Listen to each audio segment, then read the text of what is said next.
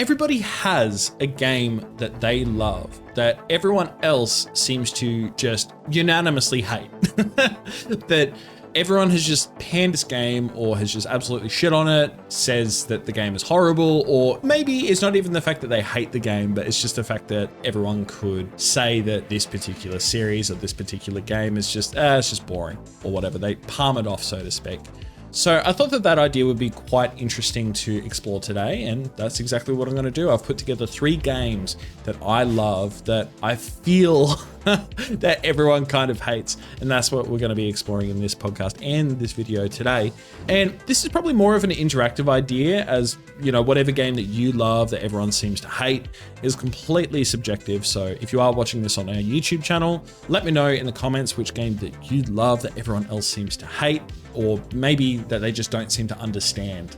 I had a real fun time scrolling through Reddit earlier today and looking at, you know, other people's suggestions. A lot of people were saying like Duke Nukem Forever and a lot of games like that. So I'm very curious to hear what everyone else has to say. But without further ado, let's dive into the 3 games that I've selected for this video. So first on my list is an FPS shooter from 2011, and that is the game Homefront. So it seemed to be this just universally panned game for its generic and sluggish gameplay. The actual shooting mechanics just didn't really feel all that great as well. And the enemy AI, I'd say, left, you know, a lot to be desired. Let's just say that. And this probably sounds like I'm saying a lot of negative things about it up top. So how come I like this game or love this game? Well, I would say that the reason why I love this game is actually quite simple. So I think that it had a really neat premise, one that I hadn't really seen from any video games all that much at this time outside of the Red Dawn movie or the Red Dawn movie remake. But I think that the story in general had so much potential. And for those of you who haven't played it or don't know, basically North Korea, for the most part, succeeds in occupying the United States. And you're more or less a survivor that's turned into a rebel fighter trying to push them back. And despite the clunky as fuck execution, I feel like there were some really neat inclusions for variety's sake, like in the story, hiding from the spotlights, occasional stealth sections. You also have some set piece moments as well, like the white phosphorus section outside of the mall, or one where you control this like remote control tank and you're shooting people off the roofs and all that stuff. I definitely think that it does have a lot to offer. I mean, yeah, sure, the visuals for the time were fairly average, especially when you've got games like the first Call of Duty Black Ops game releasing only a few months prior. But, you know, it's kind of hard to compete with these games or these AAA games when you don't have the full force and resources of Activision backing you. I believe this was published by THQ. But anyway, I also love this game because it was just one of the very few Xbox 360 games that I actually owned at the time. So, bit of backstory for me. I grew up relatively poor and raised by a single mum who was on Centrelink. Or I think that'd be welfare in the States. I don't know. But either way, I played this bitch from start to finish multiple times, and I would just watch YouTube videos alongside of it, you know, like achievement guides from Rooster Teeth's Jack and Jeff, where they would walk you through in these little videos on how to get certain achievements. And it's just very nostalgic for me. On the weekends, it was just cozy gaming, I guess you can say. And that's why I have such a soft spot for it. I can objectively say it's not a great game. It's quite average. And you know what, if anything, I'm actually really surprised that it got a sequel in 2016, which unsurprisingly didn't do well. But yeah, like I said, the premise, the idea of it was very unique. I always like when there's a first-person shooter game that comes out that isn't Call of Duty or Battlefield, and they're just trying to, you know, make their own mark or tell a story. And I just thought that as far as the story goes, then they definitely did something different. And I think that that's admirable. Also, as a bit of a side note, in its heyday, Homefront actually came with multiplayer that you could play with up to 32 players, which was a massive appeal. Although with its clunky gameplay, I don't think the multiplayer survived all that long, but it definitely felt a lot more Battlefield-esque rather than Call of Duty. So I don't know, I just thought that was really interesting. But yeah, so that's the first on my list. I'm very curious if anyone actually played that game or enjoyed it. I know it's a bit on the older side. I think it's 14 years old at this point. But I don't know, like in the back of my mind, I wouldn't mind actually seeing if I can buy it online at some point and play it maybe within the next month or so. But who knows, I might make a video on that one. moving on to the next game, and this is one that I have talked about so many times in the podcast, and also I've made a couple of videos on this for Heaps Good as a whole. And to no one's surprise, I'm going to say Borderlands, the pre-sequel. So I have very publicly said that this is my favorite Borderlands game. I know it makes no sense. I know that it's not as good as Borderlands 2 and probably 3 and 4, but it just struck a chord with me. And I think in its essence, that's what these games are, guilty pleasure games, or games that you love that everyone else just does not see what you see in these games. I feel like the progression is fun in the pre-sequel. It doesn't take itself too seriously, and the gunplay, it just feels satisfying. It's not fully polished or refined, but it just feels fun. I love the setting of the moon. I love how colorful it is. You know, you can double jump and kind of float around in space. It's got very horrible humor, very cringe Australian humor, but I just find it kind of endearing as well. Bit of a spoiler for the end of this podcast where we go through what games I've been playing for this week, but I've actually gone back and revisited the pre-sequel. I know I've got a problem. I can't stop playing the pre-sequel for some reason. I think I need to have the Handsome collection permanently deleted from my account so that way I can stop playing it.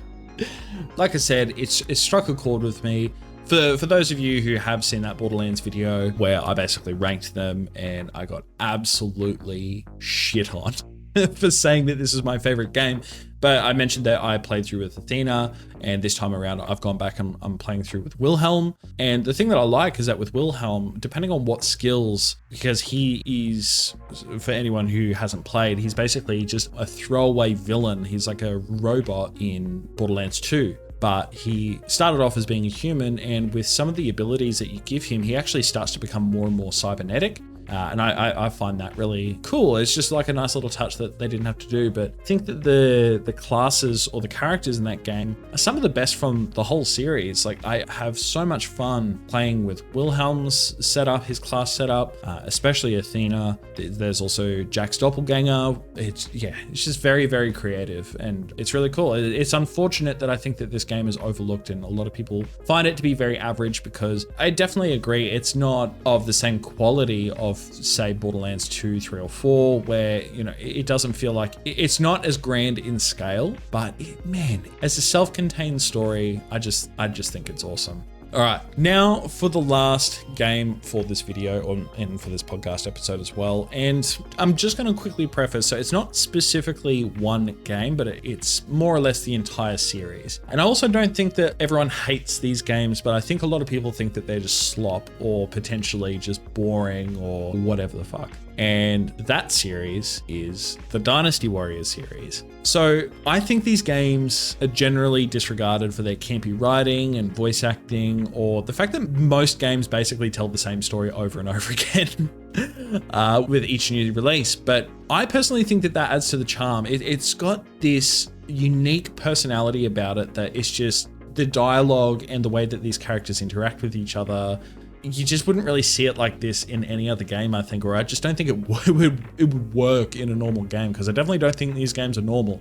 So I got into these games when I was super young with the PlayStation 2 version of Dynasty Warriors 5, and I just thought that the idea of picking one hero from a roster of like 50 to 100 unique characters and then taking them onto the battlefield and hacking and slashing your way through hundreds or thousands of enemies, it's just so cool. I think it's just like every teenage boy's dream of a video game. It's just simple and you're just hacking your way through hundreds and hundreds of people. It's just super fantastic, I think, and very, very satisfying as far as a gameplay loop goes. And after a while of playing these games, you eventually come to appreciate the overarching story, because it is based on historical events of the Three Kingdoms era of China. So I thought that's really cool. But that being said, though, these games do have flaws.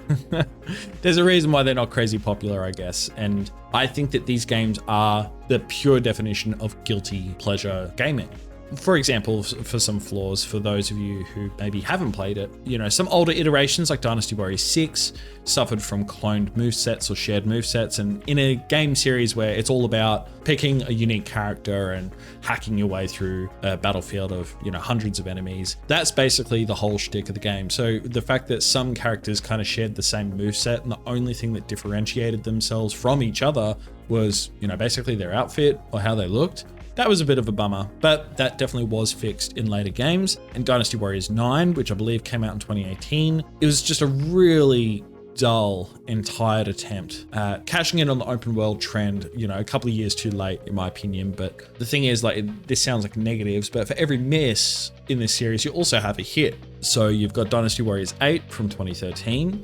That game made sure that every moveset and every character felt totally fresh and unique, while also doubling down on its terrific storytelling, which was inherited by Dynasty Warriors 7. And also with the most recent game, Dynasty Warriors Origins, it's just absolutely fantastic. It came out at the start of this year, and it really modernized the whole hack and slash feeling from this gameplay series, but just for current gen consoles. It's just very, very satisfying and definitely a step in the right direction for the Dynasty Warriors series, I think. But yeah, there's literally dozens and dozens of Warriors games out there if you're ever curious to give them a go. But I definitely think that it's a series that's overlooked. And I can understand that. It's an accessible game. The gameplay is super simple, but the naming conventions, the numbering, just how many of them there are, it can be quite intimidating for someone who doesn't know anything about the Dynasty Warriors games. You wouldn't think to enter into a game typically in like the 8th, 9th, or 10th entry in a series. But the thing about the Dynasty Warriors games is that typically they tell the same story over and over and over and over again. So each game is basically telling the same story, but a revised version of it, which I don't know too many video game series that would do that. But you can literally just enter in at any point in the series and you're fine. There's also other sister series as well. So you got like the Samurai Warriors series, which is set in the Sengoku era of Japan, or even Warriors Orochi, where it combines the worlds of Dynasty and Samurai Warriors together for its own fictional and unique story. So that's incredibly cool. And there's even actually genre spin-offs like the recent Warriors Abyss, which brings these iconic characters into a roguelite style of game, which is really damn cool. I like that they have, tried stepping out of their comfort zone a little bit and trying different games. Like I said up top, these are just my personal picks and the ones that kind of came to mind when thinking about the idea of this podcast. But I am incredibly curious to hear what you guys think if you have a game on your mind that you just absolutely love, that it's just a lot of other people probably don't have this, don't share the same level of appreciation that you might. But I'm curious. I'm curious to hear what you think about my list or what games that you have. Hey, would you look at that? You've made it through the entirety of this episode. Congratulations. This video is just one section of our weekly gaming podcast called Last Week in Gaming Today. If you're interested in checking out the full episode or more discussions like the one you've just watched, I'll leave a link to the podcast in the description and comment section below.